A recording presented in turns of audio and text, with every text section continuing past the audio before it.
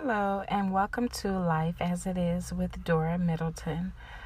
I would like to talk about, on this segment, human trafficking, dealing with organ harvesting as well as sex trafficking. I noticed in the news there's been 39 bodies found in a truck in London.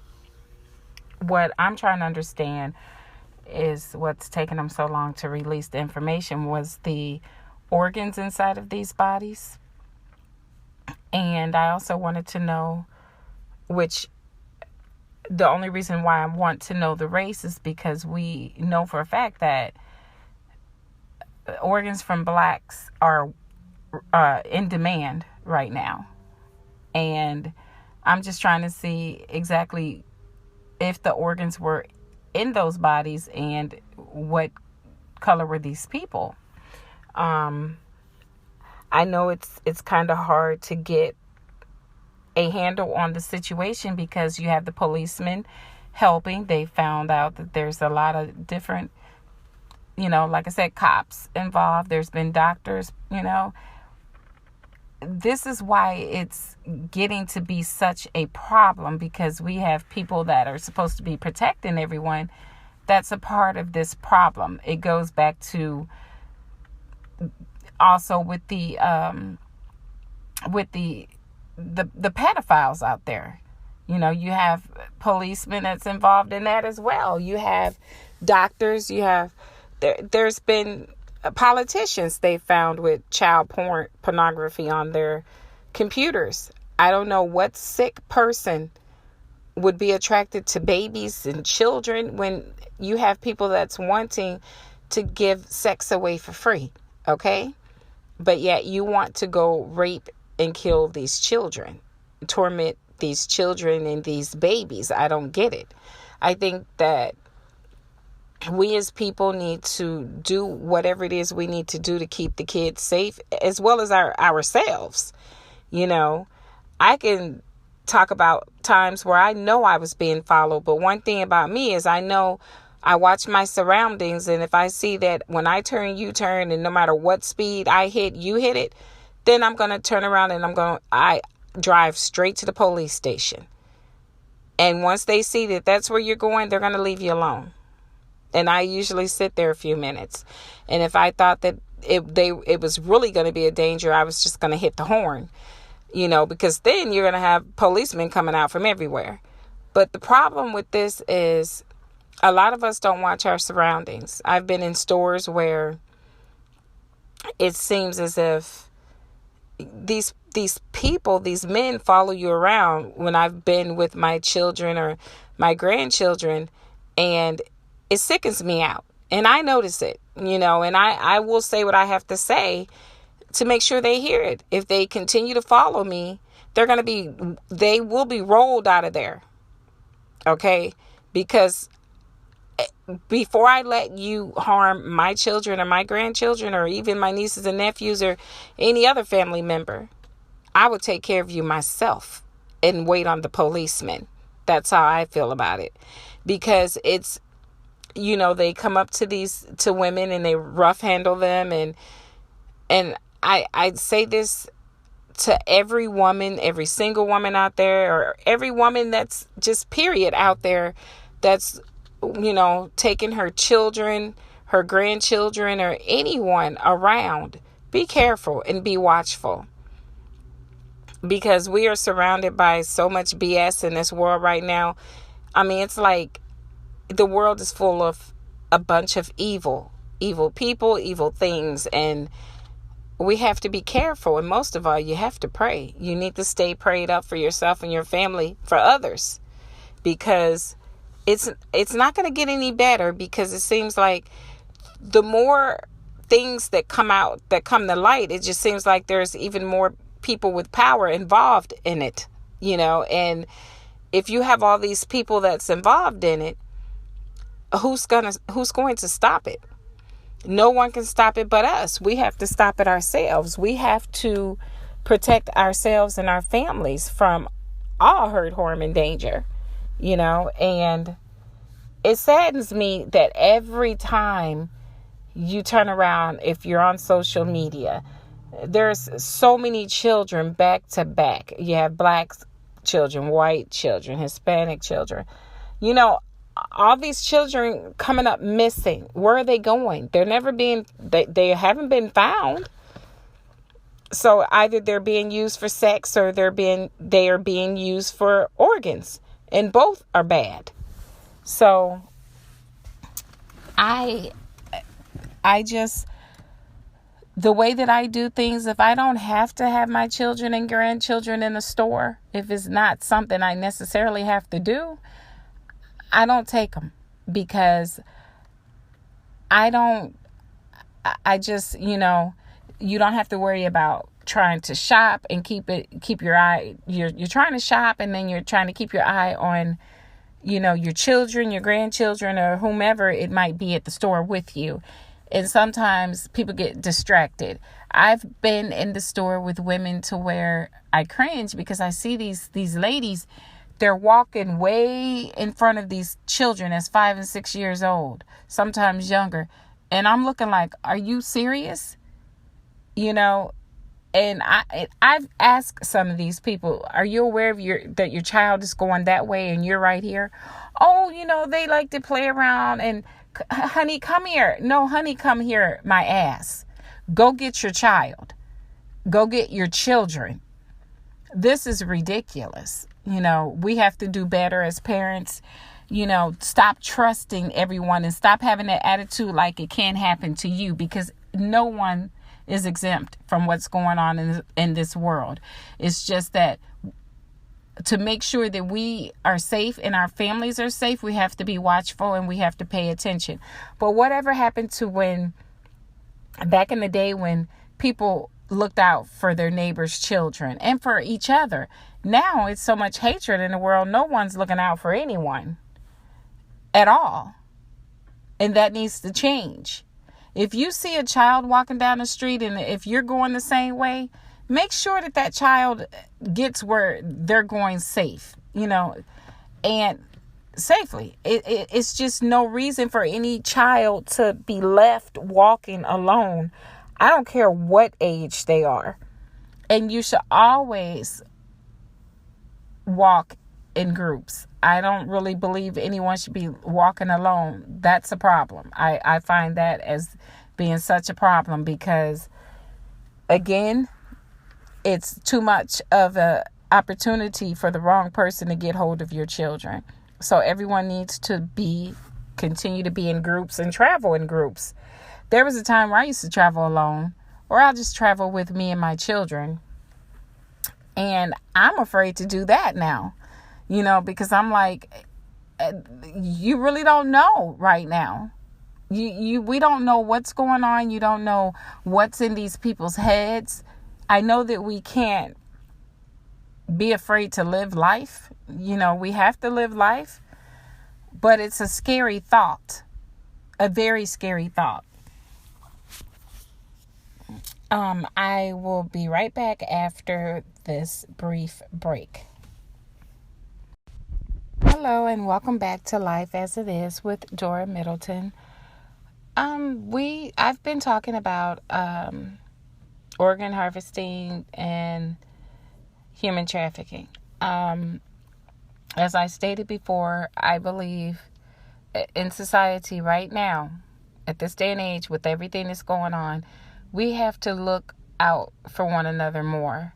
It's like everyone seems to feel as if it's not happening to them. It's not happening to their family. So why should they care? Why should they worry about that? They should worry because no one is exempt, as I stated before. I stay up late when my kids aren't at home. I call and check on them constantly, because my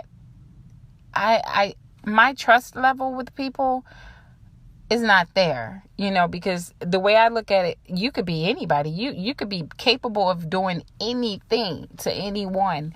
So I tell my kids, especially, my oldest two, that's,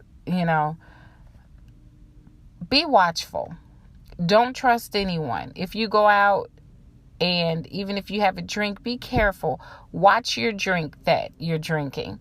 If you take your eyes off that drink, even for 1 second, do not drink it.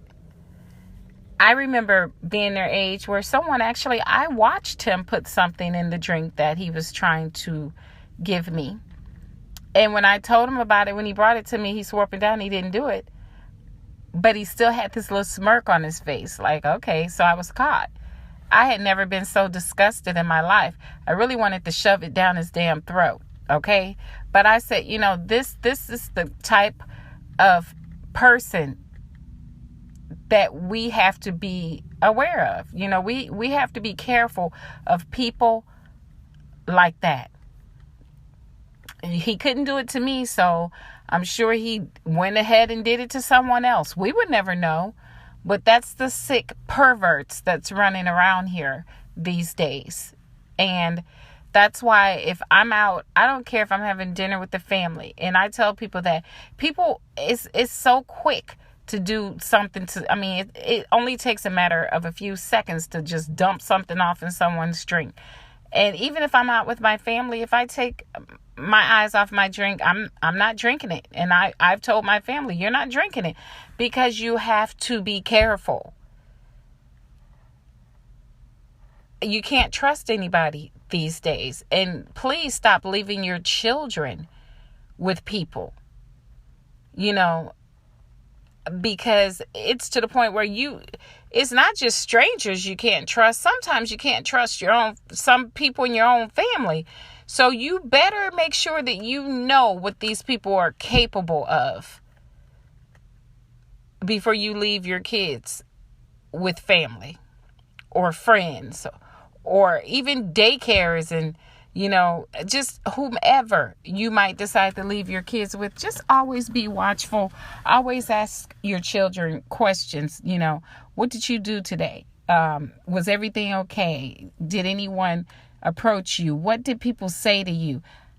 Always ask, because I know I do that, because I want to know what's going on with mine. I'm not the type that's going to sit back and be like, well, I don't, people feel like kids are lying. I've heard people say, oh, they, my child said this and my child said that, but I think they're lying. You think they're lying. If your child said something, you should care about them enough to investigate. Even if you think that your child may have a problem with lying every so often, you better investigate. See, these people out there, these predators, they bank on parents not believing what their children say. And I am not that type of parent. If you tell me this happened, I'm going to investigate and I'm going to get to the bottom of it. I'm not going to say you're lying. I'm going to hear you out and I'm going to investigate until I find out what happened. I would never tell them, oh, this didn't happen to you. That's the problem now. That is why children are so afraid to talk to their parents now, because a lot of these parents don't believe them. And the type of person I am, I have my children, my nieces, my nephews, they all can come and talk to me because I talk to them. I sit there and I talk to them and I don't judge them. So if they want to have a conversation with me about anything, I'm here. And I'm going to be straightforward with them. I don't candy coat anything. And I tell my family, if you ask me a question, I'm going to answer it. I'm not going to tiptoe around anyone's feelings. I'm going to give you a direct answer. Okay? And if you are sensitive in that type of way, then don't ask me anything. Because I'm going to be, that's one thing about me, whether it's on a job, my job, or if I'm talking to someone just randomly in a store. If you ask me a question, obviously you want an answer, and I'm going to give it to you straightforward. Okay? So that's how I am. So I just want, that's why I teach my kids, always be straightforward. Always tell me whatever it is that you want me to know. Don't withhold anything, because I'm not going to judge. I don't judge anybody, but I am going to be honest. And I just wish that we could all learn to get along in this world, because as you can see, this world is in such an uproar. Everyone's at each other's throats. There's hatred, racism. There's some of everything going on right now, to where sometimes I just sit back and be like, where are we?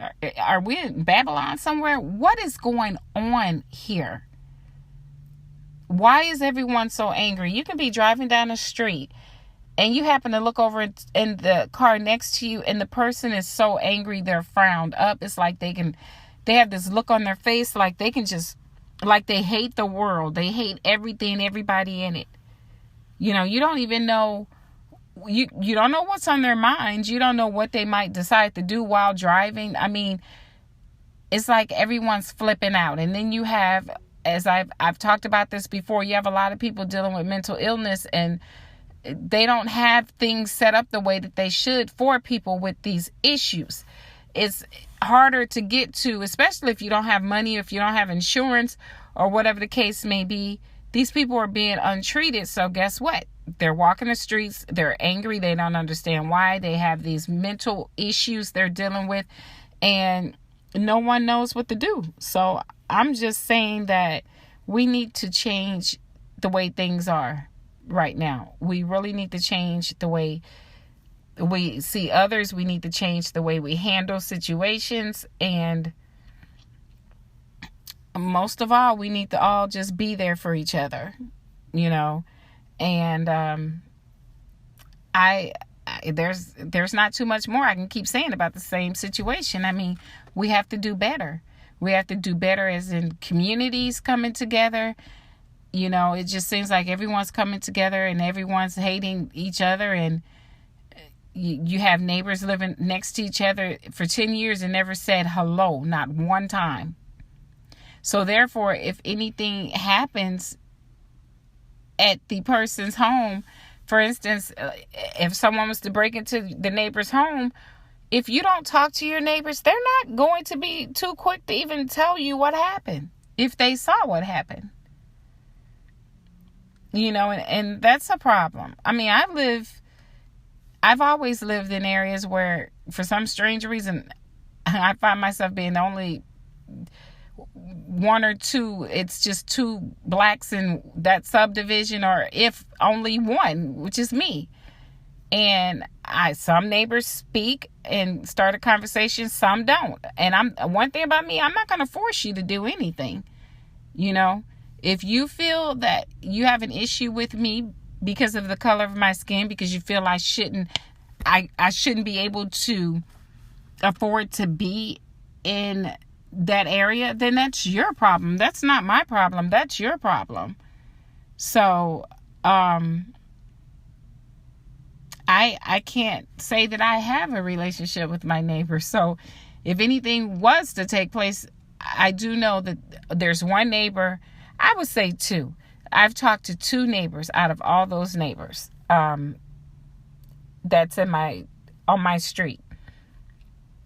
You know, and it's good to know that she told me, you know, I know that if you're single and you have your children, so, you know, I keep an eye out, that's a good thing, because I keep an eye out on her, because I know that she's an elderly woman.